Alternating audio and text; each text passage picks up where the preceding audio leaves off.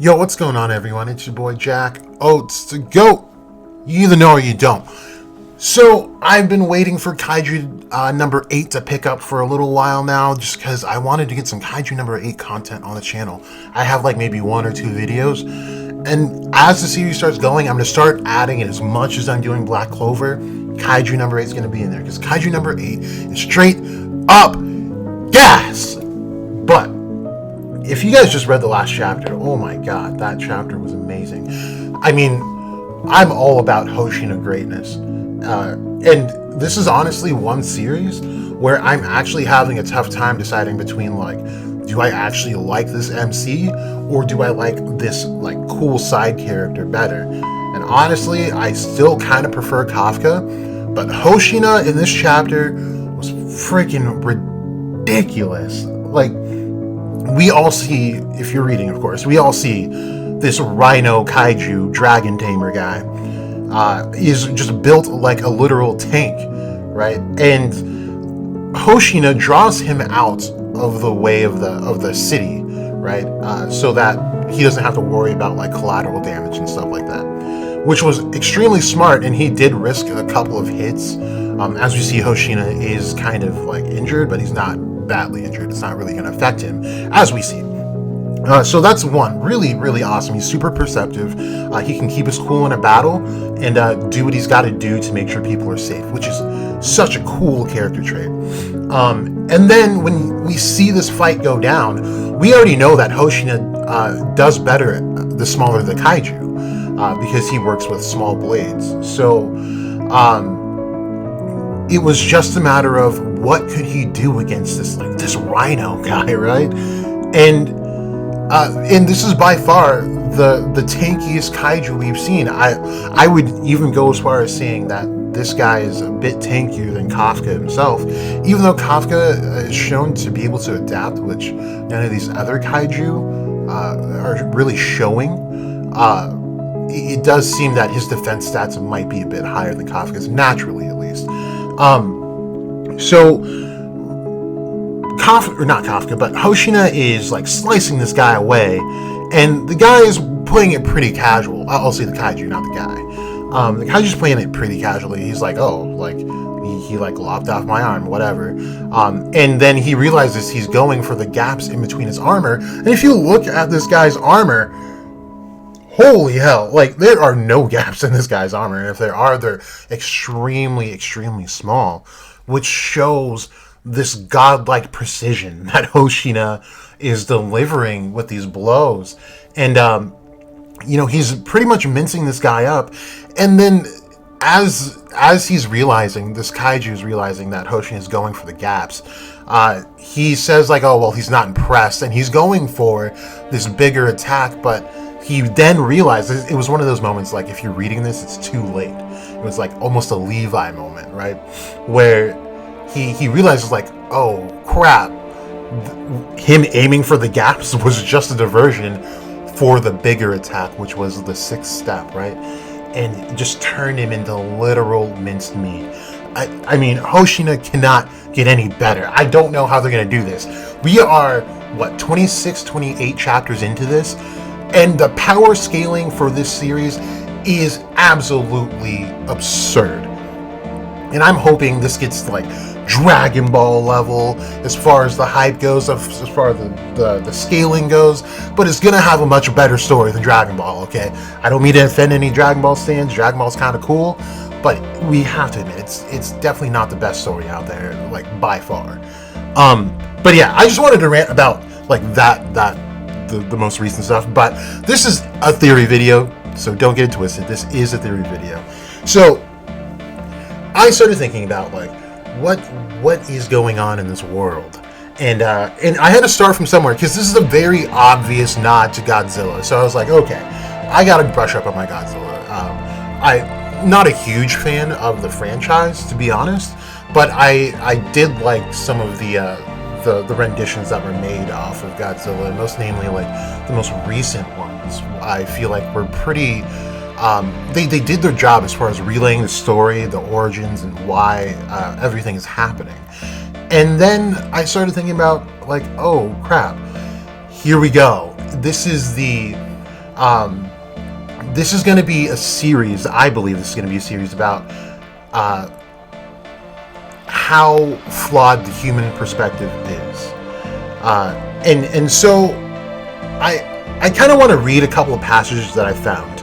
So I went to the site. It's called The Ringer, and it's just like a small blog someone made about their it's not really their take, it's actually what happened in the movie, but it's in their words. So I'm gonna slide over to this and read it to you guys, but I do want you to know this is from The Ringer and this is not coming from me, but it was really well put. So they say this world never belonged to us, scientist Houston Brooks says in Skull Island. It belonged to them.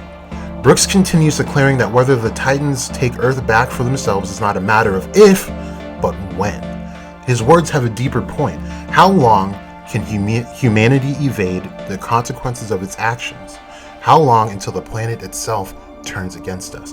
And when I read that, I was like, oh my God, here we go. This is not our perspective anymore.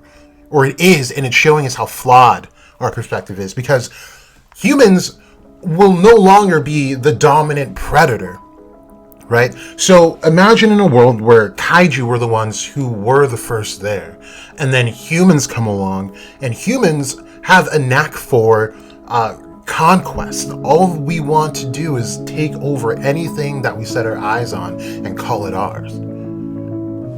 And just like the last phrase says, how long can humanity evade the consequences of its actions, and how long until the planet itself turns against us?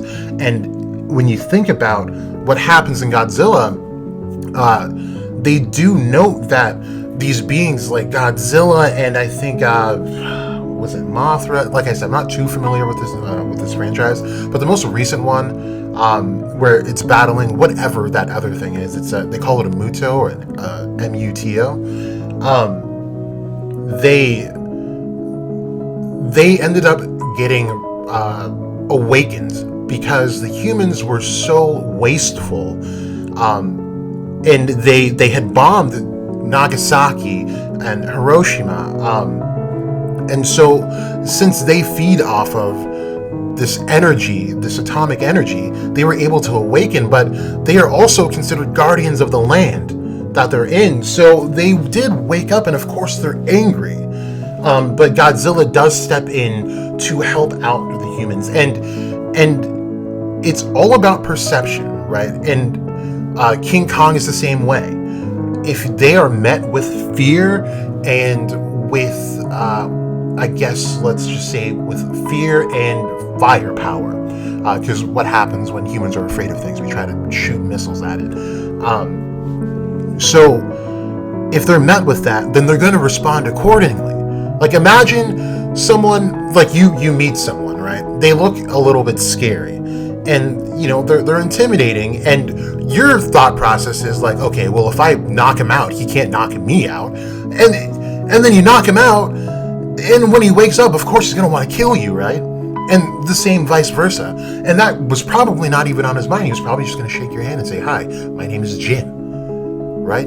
So we have to understand that this might not be a story of just monsters randomly attacking. And I hope to God it's not, because there's so much potential behind this series.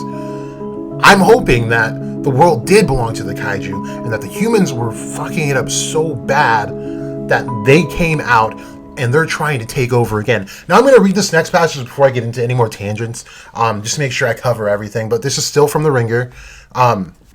So it says, the Titans are... Oh, by the way, they call them Titans because the monsters in the Godzilla franchise have been referred to as Titans from like the Greek lore.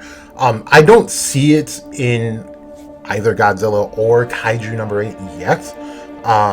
But if I do, I'm sure I'm going to cover it. So, I mean, that's what I'm doing with Black Clover. So you guys know I'll be on top of that if I do see anything like that. But I don't think that's going to be the case here.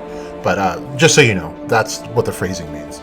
So the Titans are uncontrollable, untamable, and physically imposing. The human characters spend much of the runtime of Godzilla and even more of the runtime of Skull Island trying their best to avoid encounters with them. Even Skull Island itself can't be trusted. One member of the expedition sits down on a log, only to be surprised when the log moves and reveals itself to be a Titan. The movie presents a world in which nature has turned against humanity. A world occupied by Godzilla, King Kong, and 100-foot squids is one where humans can no longer function as apex predators. The idea that humans need to let go of their pride and aggression to reach an understanding with nature, as embodied by the Titans, is the franchise's real connective tissue.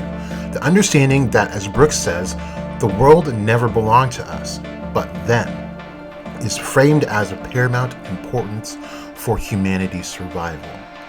So this is what I believe the whole premise of this is. I think these kaiju are trying to take back what is theirs. Now, we're going to get into this starting with this kaiju. And I'm going to call him kaiju number 7. Just because we know that he preceded Kafka. And, Kafka is kaiju number 8. But we don't know his official number. We don't know what this other one's number, the most recent kaiju's number, is either. But we know they both precede Kafka, so I'm going to refer to this one as kaiju number 7. But this specific panel, this is right after the training exam where they're first getting their suits and they're put up against Honju as training, and they're getting points and they're getting ranked as far as who is going to pass the exams and become one of the I forgot what they call them, like the part of the task force, the Kaiju task force we'll call it. I forgot what they actually are called. But Shinomiya, she decimates like the biggest Honju on the training field, and then when she thought everything was over, this guy, Kaiju number 7, pops up, revamps the Honju that she just killed, but then also makes it stronger. And then he says this: chew well and eat up now. And I'm thinking, like, why? Like, what is the stake in the game? Like, what is the point of these kaiju just eating people? Like it's not just like a little slasher series, There's got to be a purpose.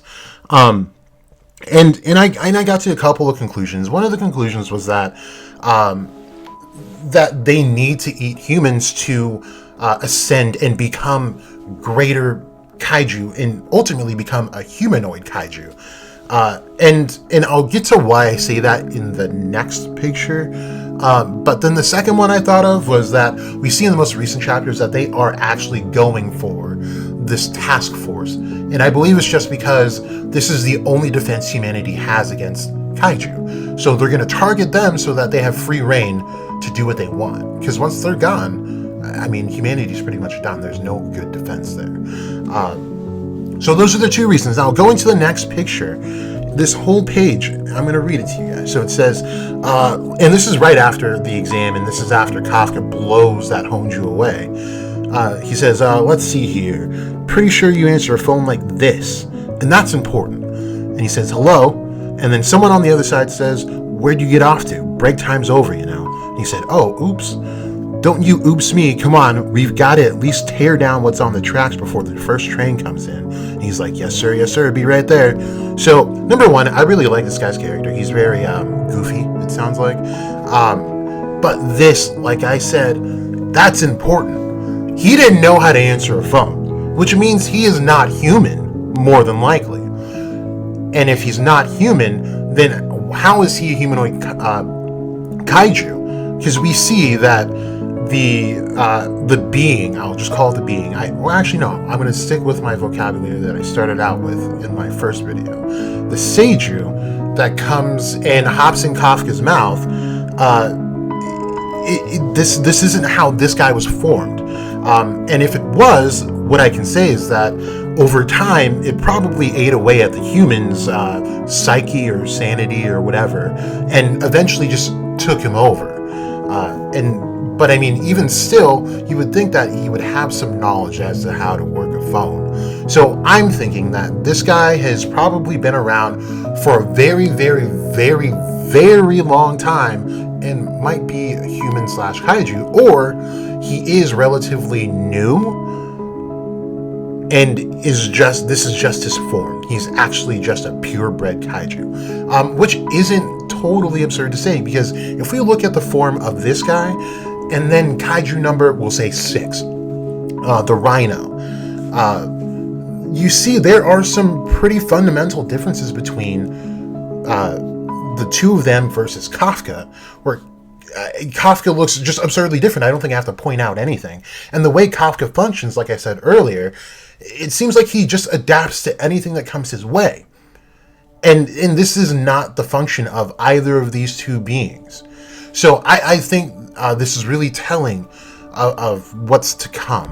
Let me see what I have next. So I have this slide, and it says, "Not that I care, but why are you getting in the way of another kaiju like yourself?" This is after Kafka yeets his head off of his own body. And he says, you're a much stronger kaiju than I thought." So this says two things. Number one, he says, "Not that I care."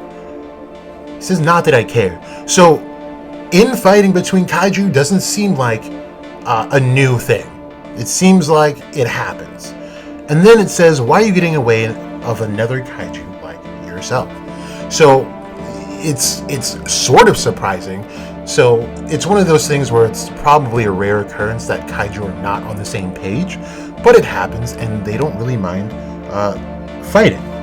And then he says, "You're a much stronger kaiju than I thought," which this is the first encounter. So he says that he's much stronger than he thought. What would that mean? Is that they were expecting an 8th kaiju, which means they probably know a little bit about what's going on with Kafka, but maybe not too much. So I'm wondering, if you go back to one of the theories that I said, that this kaiju number 7 is just an older human being, like much older, like precedes phones. He probably ingested a seiju, just like Kafka did, but then got overtaken by the kaiju's mindset, or at least aligns with their motif now. And I think it kind of holds up. I do like the second one better, where he is just a kaiju, and it's just because of the physical differences and what they're able to do and not do when compared to Kafka. But that's kind of where my head's at. I think kaiju are trying to take over, and the Godzilla of the story, the Guardian, is Kafka, and he and whatever that Seiju parasite guy is trying to make sure that the world stays in the hands of the humans, or at least let nature just run its course like nature does. And there's probably maybe a balance that they just want to maintain. Like, okay, dinosaurs had their rule one time, then they went extinct. Now it's humans. So we've got to let them run their course. We can't interfere with nature, because that's not the natural thing to do. So that's kind of where I stand. I'm just so hyped about the series, and I'm so glad I finally have something to cover. But let me know what you guys think in the comment section below, or on Twitter. Let me know what your theories are. I'd be so stoked to hear what you guys got. This is such a fresh new series, and anytime you guys get the chance, hype it up, share it out. This series deserves so much hype. So much hype. But anyway, thank you guys for tuning in. This has been Jack. Let's go. You know.